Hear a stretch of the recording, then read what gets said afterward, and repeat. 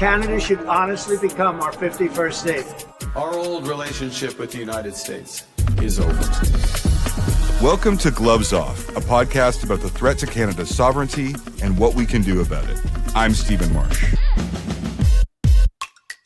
Yeah, for Canada, this is uncharted waters. What we may be witnessing is the end of the American empire.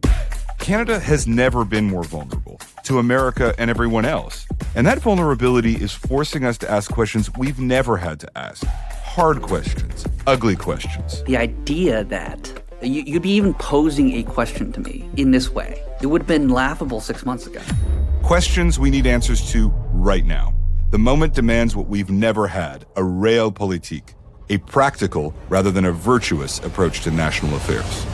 Things become much more practical when you realize you have a gun to your head. Gloves Off is Canadian Realpolitik. What are the dangers we face? How do we avoid them?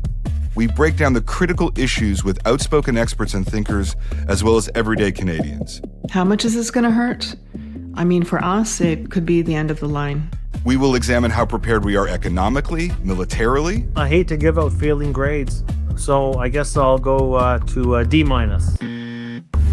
What we can learn from other countries' struggles. The majority of Ukrainians did not think it could happen. What an armed insurgency might look like. It would make the Taliban look like Girl Scouts. How vulnerable we are to disinformation. They want to sow distrust in our media.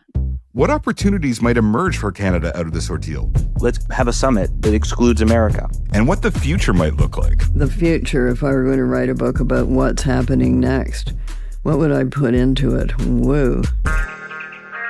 The gloves come off on Canada Day, Tuesday, July 1st. The true north is indeed strong and free.